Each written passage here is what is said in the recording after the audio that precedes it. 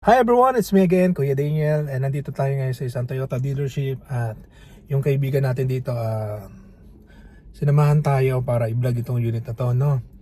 So this is the 2026 Toyota Innova 2.8 yung engine niya, and this is automatic transmission. Ito yung variant na XE. So ito yung nasa baba nung E variant. So ano pa yung natin? Excuse me, ikutan na natin. First, buksan na natin ang kanyang hood. Yan.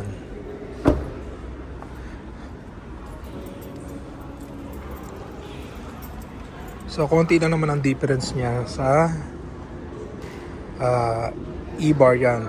Actually, yung alloy wheel lang naman tsaka yung loob lang naman ang pinagkaiba niya.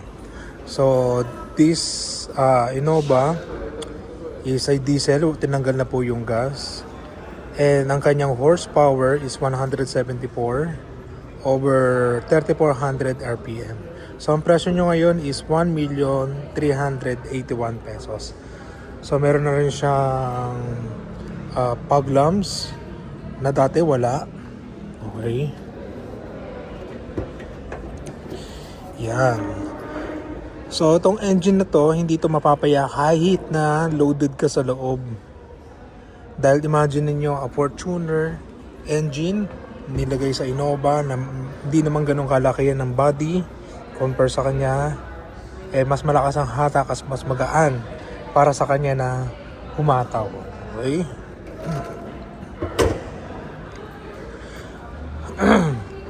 Ngayon, malalaman natin na XE variant siya dahil sa gulong. Yung E-variant kasi naka-alloy wheel. Ito naka-hubcap. Okay? So ano bang sukat ng kanyang gulong? Yokohama 205/65 R16. Yan. So yung side repeater lamp niya nasa kanyang side mirror na rin. Yan. So isa to sa mga mabebentang sasakyan ni Toyota dahil itong variant na to, ito yung madalas na ginagamit sa TNBS. So one thing na nahanap ko palagi sa isang sasakyan na wala sa Toyota BS ko, itong cup holder. Dati kasi meron, ngayon wala na eh. So yung kanyang ito, hindi po to lalagyanan ng dokumento. Lalagyanan po to ng mga bottled drinks or yung mga can drinks, okay? Ito po yung kanyang lagayan ng dokumento. Okay? Iba po yan, ha? Yes, of course, meron na rin tayo safety features dito na airbags at ng kanyang fabric na upuan. Kung may budget kayo, nasa 12,000, palagyan nyo ng leatherette. Kagaya nung nasa BS ko. And ikutan natin tong side na to. Yan. So kung gusto niyo sumakay sa likod, unahin na natin yung likod.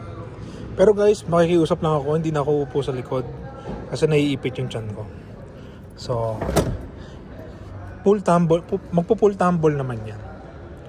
So sakay ka rito. So mamaya na natin discuss yun. Boat siya, and pwede kayong maglagay ng mahabang gamit pa rito. At yan ang kanyang advantage. So ilan ba ang capacity ng upuan natin na ito? Bilangin natin. 1, 2, 3, 4, 5, 6, 7. Pero guys, nagiging 9-seater to. Depende sa lapad ng sasakay. So pwedeng 4 dito, pwedeng 3 doon. Okay? At meron din naman siyang blower dito sa second row na makokontrol. So please take note na itong rear cooler natin na to is kahit itodo nyo, wala siyang kinalaman sa pagkonsumo ng gasolina dahil ang kanyang source of power is electricity. At ang electricity natin ay patuloy na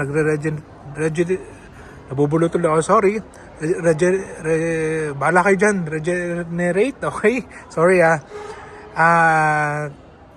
matagal masira yan, okay? More than 5 years bago masira yan. And let's go to the back part. Ang tanong, meron na ba siyang back camera? Yes, meron na.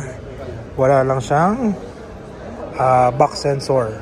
Hindi naman natin kailangan na ng back sensor kasi ang back sensor nag-a-activate kapag naka-reverse ka. Eh pag naka-reverse ka naman, nag-a-activate din naman yung back camera. So, wag na. So, meron din tayo spoiler. Tapos, naka-short spin antenna. Okay? So, ang tumble natin dito is pa-side. Ito pwede naman, natitiklop naman to. Ayan. Para hindi tumama. So, hilahin ko lang to. So, pwede siyang nakaganyan. Pwede rin naka-side. Depende sa kung anong item ang dala nyo. So, ito is the pangatlong headrest niya na ilalagay sa gitna.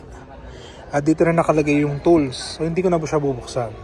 So, pakita lang din natin sa side na to na meron din siyang cup holder din dito. Okay?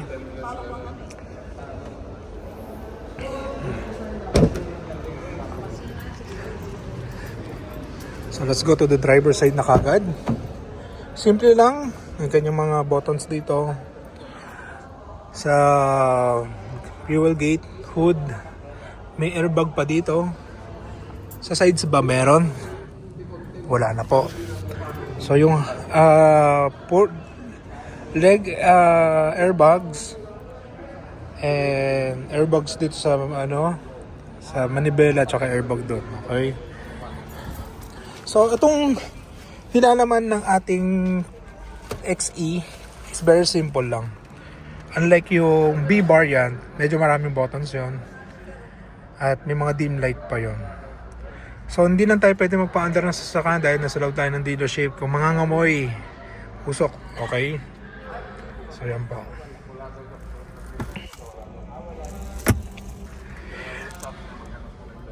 So yan. So if you're planning to buy brand new Toyota cars, you may contact me at 0962-144-8733. So you can add me on my Facebook account, Daniel Uy. And don't forget to like and subscribe my YouTube channel, Dane TV. So, magkita-kits po tayo sa mga Toyota dealership na pupuntahan natin. At kung mag-release tayo, magkita tayo sa dealership na kung saan malapit kayo at malapit din ako. Okay? Bye!